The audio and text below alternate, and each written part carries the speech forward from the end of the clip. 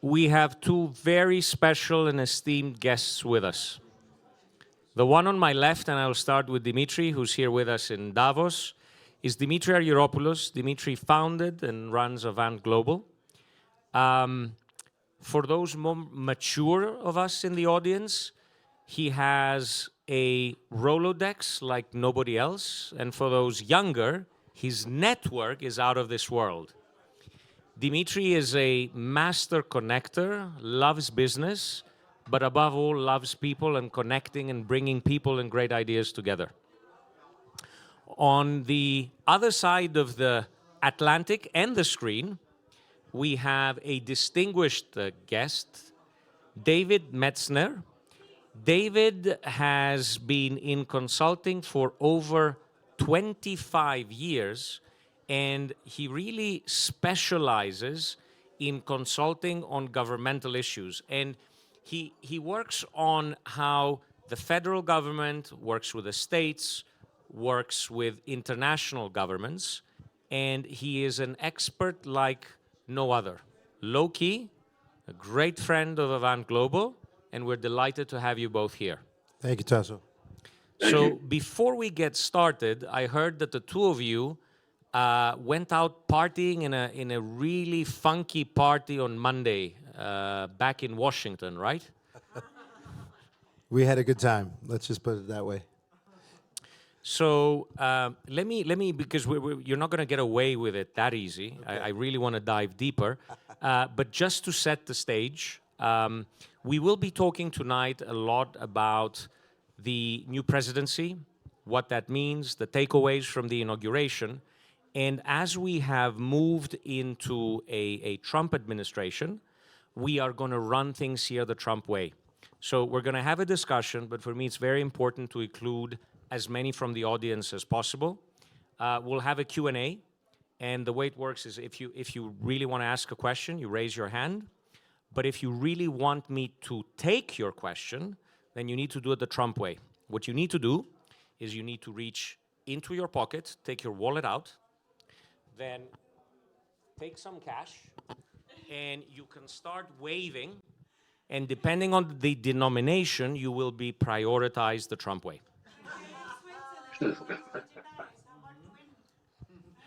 I am retro and I want to make sure that there is no fraud, so we'll do it the old-fashioned way. Next year we'll take digital currency. So, joking aside, Demetri, let me quickly start with you before I go into talking with David a little bit. First impressions. You went to a party. How was it different from other inaugurations? Was business represented there? Was it more political? Was there anxiety? What is your first feeling and impression from that evening? Exuberant. I went to the first inauguration for Trump. I've only been to 2 inaugurations in my life, and I'm not necessarily the biggest fan, for the record, of this president in some ways, but I do have optimism about his abilities. But the feeling was extremely.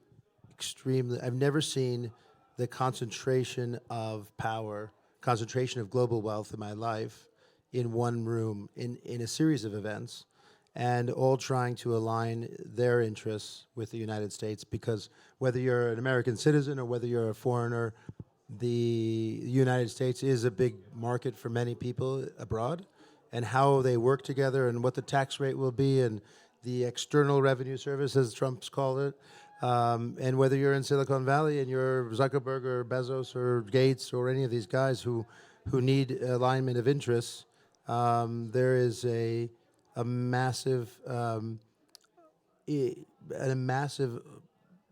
connecting of powerful people coming to the president to say, we want to work with you. We don't care what your policy. I mean, we don't care if it's red or blue. We just know that you are going to. We can't predict you, and that's the reality here. I think that the big takeaway for me was that this person is so unpredictable. He has so much absolute power, which I've never seen in my life in America.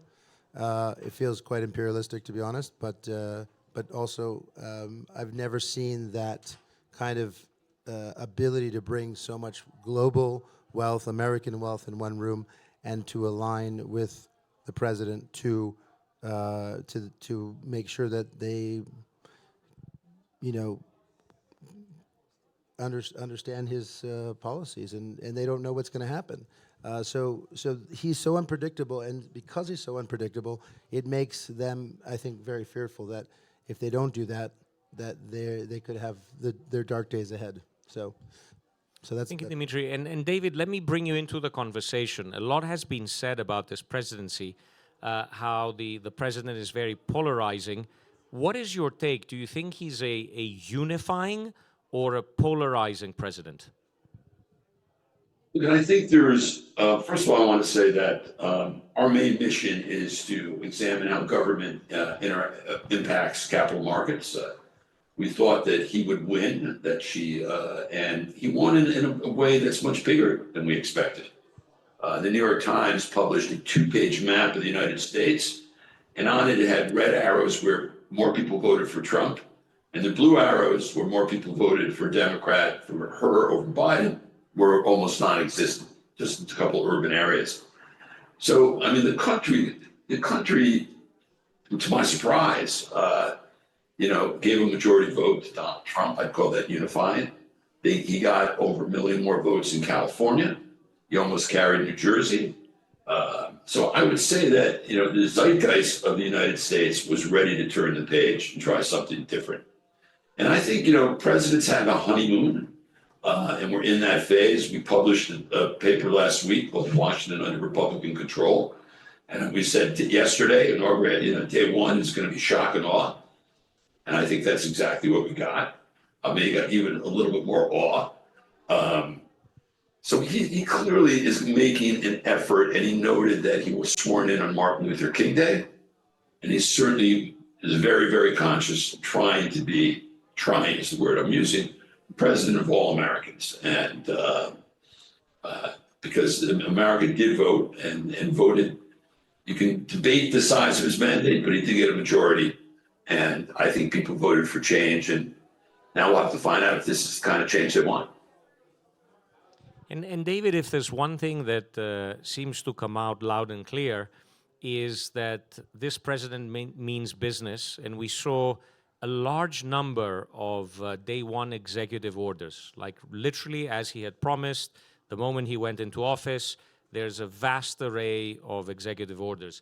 Is there anyone in particular in that long list that you think is worth discussing more, or there's something that you think has a bigger repercussion or takeaway or signifies things that we should touch upon? Well, there were roughly, over 100, whether 200 executive orders.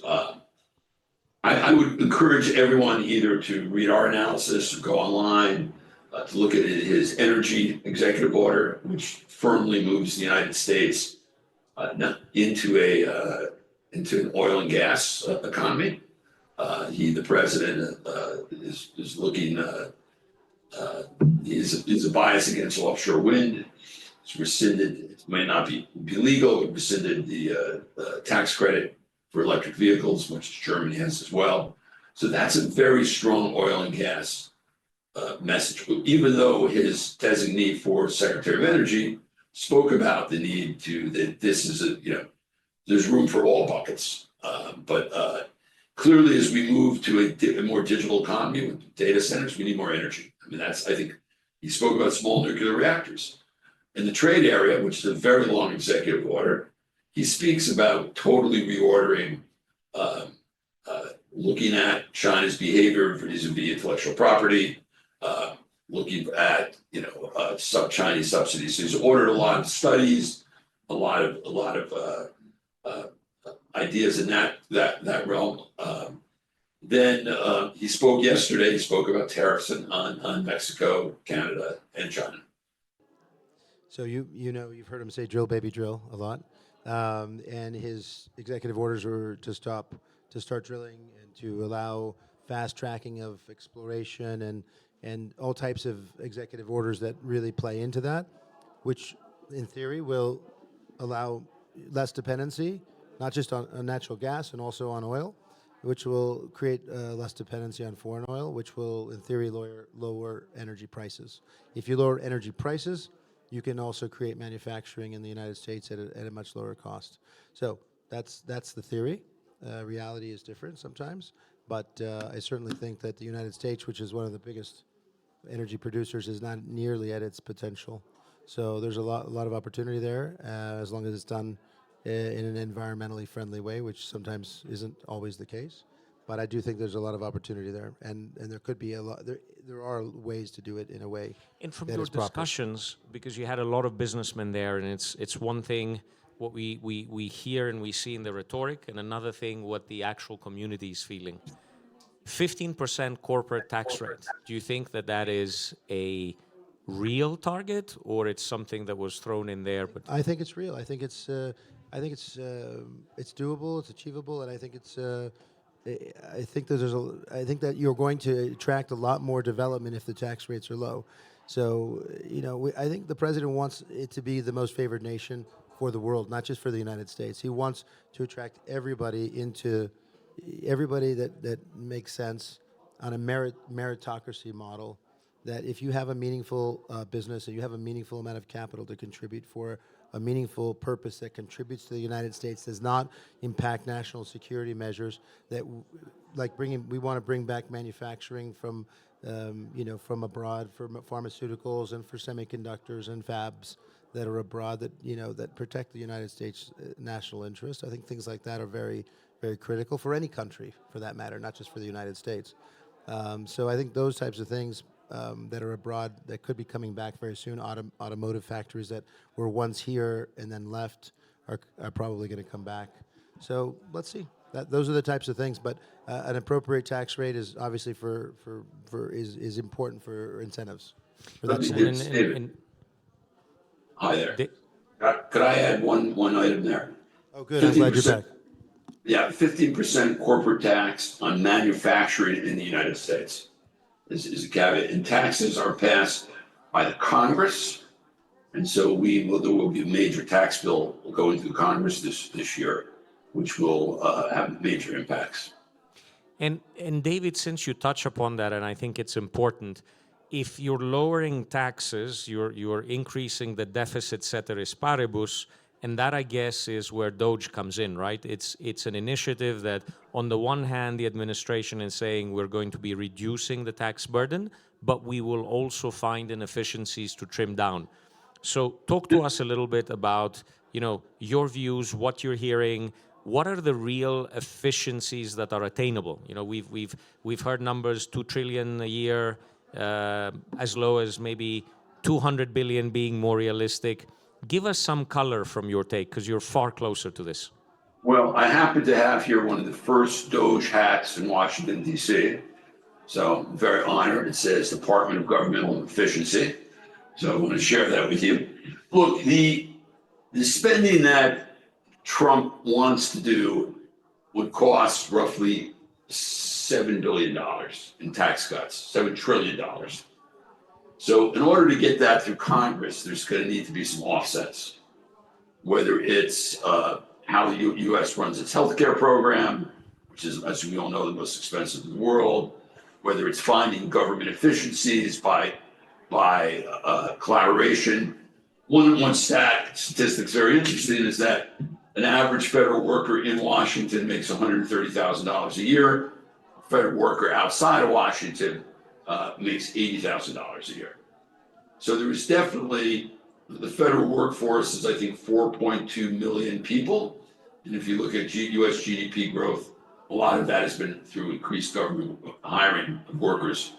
So both the first Trump administration, the second is looking to move certain departments out of Washington, closer to where areas they regulate. The second thing, what Elon Musk wants to do is to use artificial intelligence to look at each department's regulations and run them through an AI algorithm and see which ones potentially are inefficient or illegal. Yes, and the Department of Government Efficiency is not a department. It's basically a presidential commission. Elon will have an office in one of the 3 White House offices that support the president. He might not know it though, but he's in the least prestigious. We'll see how long that lasts. And let me just take a little breather from that and bring it perhaps closer to Europe.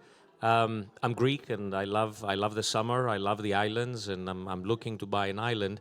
And last I heard, the president got inspired and he's looking to purchase an island himself. David, how real is Greenland? Do I need to be concerned and be looking for a bigger island, or is this something that was just said lightly? What is your take on Greenland? Look at look at it. If our research we did last week, our research note had high conviction, medium conviction, low conviction, and we had acquiring Greenland as low conviction. But Greenland, the U.S. maintains an important base on Greenland, which looks for early warning for ballistic missile attack in North America, called Turley Air Force Base. During World War II, there were like 30 U.S. bases in Greenland. So I think at the end of the day, he's looking to work with Denmark and have a more secure defense cooperation when it comes to Greenland. And I think that's where we are. And I think the Prime Minister of Greenland said he would meet with the United States and talk about different issues. They have an issue. There's some toxic military bases from the Second World War they like cleaned up, and I think they should be cleaned up. So it's a discussion. Remember, Trump is always, as one of his former chiefs of staff said to me, no one understands leverage better than Donald Trump. And while we're on this subject, what about the Panama Canal? I remember that the Panama Canal is something that the U.S. was very sensitive. It is very sensitive for defense because the U.S. needs to be able to move its fleet between the two oceans. That was always the key consideration. And even when the U.S. gave the Panama Canal back to Panama, they always said at any point in time, if we feel that there's any risk to the security of us moving our fleet, we can come and take it back. So people forget that, but it was there. How real do you think that is? Or is that kind of signaling to Panama that, this is strategically important? We cannot have a key ally such as China intimately involved or potentially sabotaging that. What is your take? Well, listen, I don't have the statistic on how much U.S. trade goes to the canal is really significant. There are 4 ports, 2 on the Pacific, 2 in the Atlantic, that are managed by 2 Chinese state-owned companies and 1 publicly traded Hong Kong company. And the 4th port is run by an American company, I think out of the Seattle area. So the issue really comes down to, with China's influence through these port management now they've done it for 20 to 30 years, but that's clearly, I think, where Trump is coming from. And again, as I said, Greenland, we're not going to invade Greenland, we're not going to invade Panama, but there is a negotiation coming in both. And what about tariffs, right? So we will not go to extreme measures such as, boots on the ground, invaded countries. But what about tariffs starting with Mexico, Canada, China, and Europe? So pretty much any territory in the world is game for tariffs. What do you think is the strategy behind that? Well, listen, the strategy behind that is one of negotiation. Okay, he announced tariffs 25% on Mexico, Canada, 10% on China. And let's just start with China. I want to say that we're going to have a lively competition with China, but we're not going to have a Cold War with China. I mean, Xi Jinping and Trump talk all the time. They talk by phone, they send each other messages. There is a dialogue. Mexico, Trump has a real problem with 2 things. He has a problem with Chinese fentanyl coming into the United States and Mexico. That's a major issue for him. He's got the migration issue. And he said to President Sheinbaum's predecessor, AMLO, either you stop the migration or I stop taking your exports. And he stopped it right away. Those are Trump's 2 big issues. I think they'll get to negotiation on both of those. The Mexicans are doing more. There was this large fentanyl raid last week. Canada, again, I don't think there'll be tariffs in Canada. an average automobile crosses Canadian-American border 8 times. Okay, it would be highly disruptive. We buy a lot of their natural resources. Europe is an interesting problem because, of course, European trade runs through Brussels, and the European Union trade deficit with the United States is $230 billion. I think with Trump's lens, the first thing he does when he gets on the phone with the foreign head of state, turns to the head and says, what is our trade deficit? And, the trade deficit with Europe, as I said, is $230 billion. Then he says, what percentage of GDP is Germany spending on defense? And the answer is less than 2%. Okay? Poland spends 4. Trump has called for 5. I think the number is somewhere around 3. So there are things that I think Europe could do, and I think it could buy more, as Demetri said, more liquefied natural gas under long-term contracts in the United States. And Trump's talked about that. It lets American explorers borrow money against those contracts and go out and explore more. So that's something we're looking for from, particularly from the new government in Germany. We'll see if the future chancellor Merz, who we all expect it will be, we'll head in that direction. So do you see the feeling that you're getting? There's a lot of policies in terms of strategy or how the government operates. Do you think it'll be a continuation of Trump's first term, or is it something different? Great question. Really good question. It's a little bit of both. He had 4 years to think about it. I think in the first term, he wasn't expecting to win. And he brought in a team of people that he knew. I think this time he has a different approach. He's more confident, less insecure. I think Demetri talked about that. So it's again, he used tariffs the first term. I think the U.S. took 50% of the world's GDP. I think 4 years ago, I think it's at 60 now.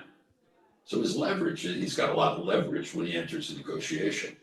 But as Demetri said, there are 2 overall strategic goals here that weren't in the first administration. One is to make the United States a foreign direct investment destination through a deregulatory, low energy costs solution. And the low energy is important because tariffs are inflationary, and we're hopefully coming off an inflationary binge. So you got to get, and they're hoping to lower energy prices without impacting profits to increase oil field productivity. And the second thing is to relocate strategic supply chains in the pharmaceutical area that are in China, that we learned during COVID was a problem.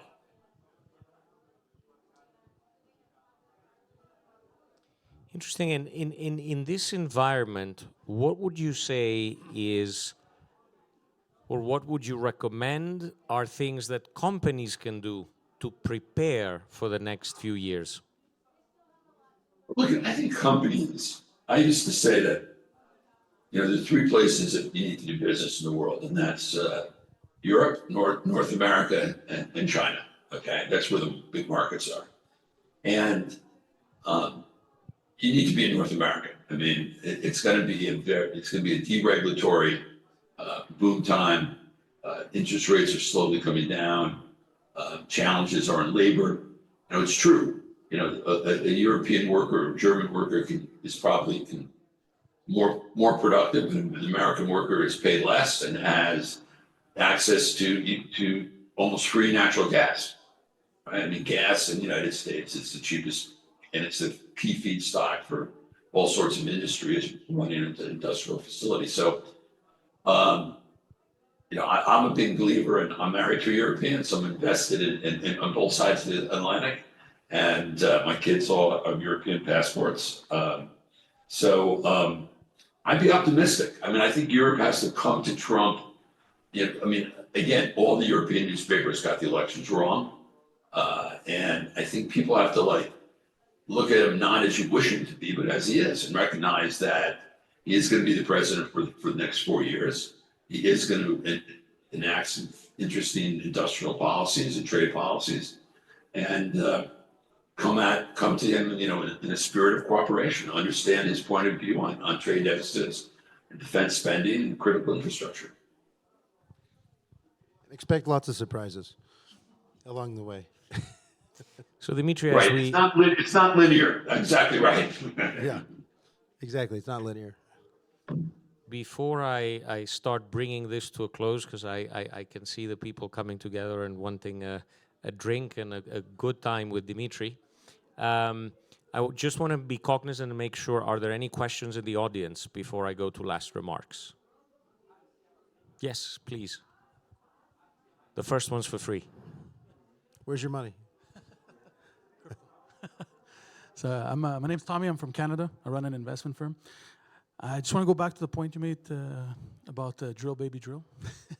I know the first time that Trump went in. Well, I know not you, but Trump, obviously. But coming back to that point, on his first term, I know that there was the whole, the shale revolution, cheap credit. Everybody just went out there. Everybody just drilled everywhere.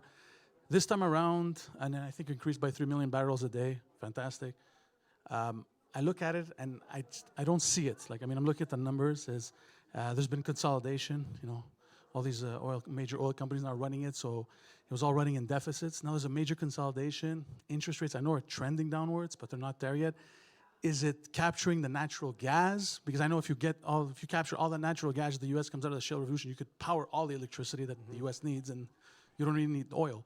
Yeah. So I just don't know. The math doesn't add up for me when I look at them with my team. And I just wanted, since we talked about it, it's been bothering me the last few days about it. So It's a good question. I don't. I think that there's certain incentives that the government will provide, but you're right. What is the cost of extraction? Right, is what you're saying. And if you're right, and if you're going to drill new wells or new wells, what's the cost going to be? David, do you have an input on that one? Because I can't. I'm not. Well, the challenge in horizontal drilling or fracking is you have to keep drilling and keep these fracked wells open, and you have too much oil, you start losing money. And the presidents of the industries have said they're not in the business of losing money. So that's one of the challenges. If you get the price of Brent below, it's roughly $70 a barrel now. But we have an outside expert in the oil and gas industry that supports the research that we do. And what's interesting is rig productivity is going up. Okay, so you're getting more oil per rig, per worker, and that means you could be profitable at lower than $70 a barrel with an increase in supply.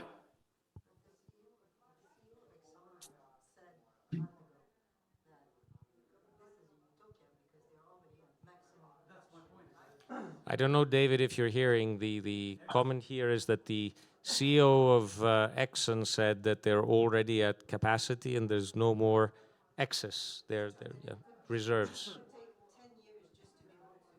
No. No. So it takes time to find new sources. Last time I checked, Darren Wood is 1/3 owner of Guyana's oil and gas industry, and there's a lot of oil in Guyana. Biggest find in the last 50 years. And we'll see about drilling on federal land. And most of the U.S. oil comes out of the Bakken, where Exxon pioneered. So, I have a lot of respect for Darren Wood, but I won't argue with the CEO of Exxon. Right. Well, even though the former CEO of Exxon, Trump called him a moron, I think, didn't he? Vice versa. I remember. So, but I think there may be a conflict of interest because Guyana is one of the fastest growing countries in the world because of the oil discoveries there. So. Yeah. And that it would take 10 years to the infrastructure Yeah. to be put in place to be able to reach the kind of goal that has been set. Let's drill and let's just get more oil out of it. Interesting. So let me try and bring this together and wrap it up for tonight for this session of Davos. And what I would like to do is ask both yourself and David for any insights like you got, or something that hasn't been talked about much, or something that you saw that could kind of help us navigate the next few years following this new administration. And David, I don't know if anything comes to mind, but I'll start with you nonetheless. Look, what the challenge here is not, it's easy to announce. We were very confident in everything that's happened in the last 24 hours since he was sworn in. But it's the execution that's a challenge.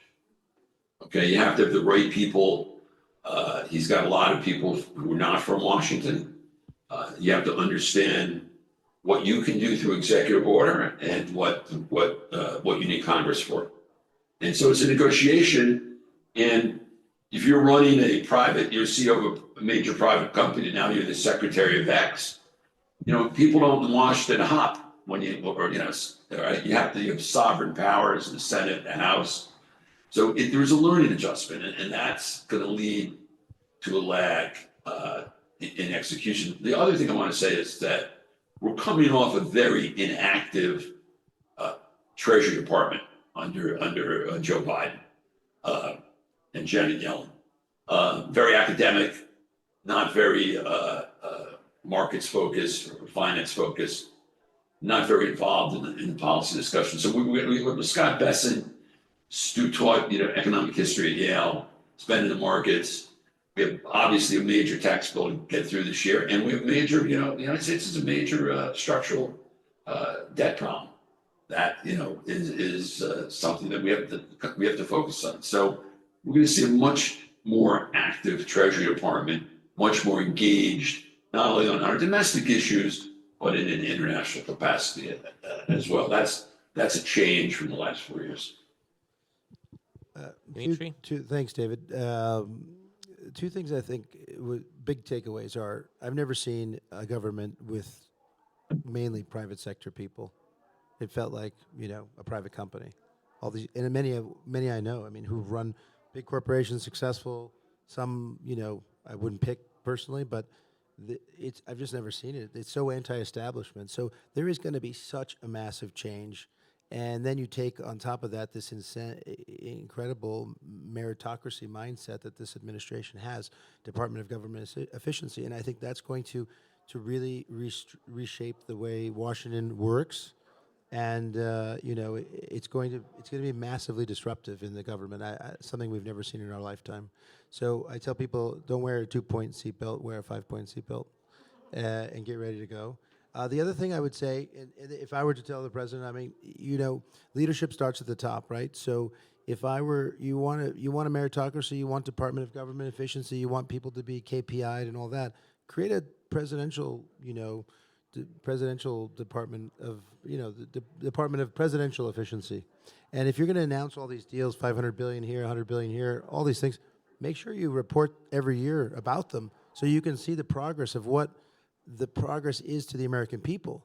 The American people have elected you, and they have given you this incredible power, which is not something you see on every level. So even state legislatures became very red this time around. So I would be very keen to measure what the president announces and actually see that it trickles down to the right places, and that it actually creates an offset to deficits, and that it creates jobs for people, and that it lowers the deficit and creates massive tax revenue and all these types of things that are just, if you're going to do it for everybody else, start there, because now you're the example.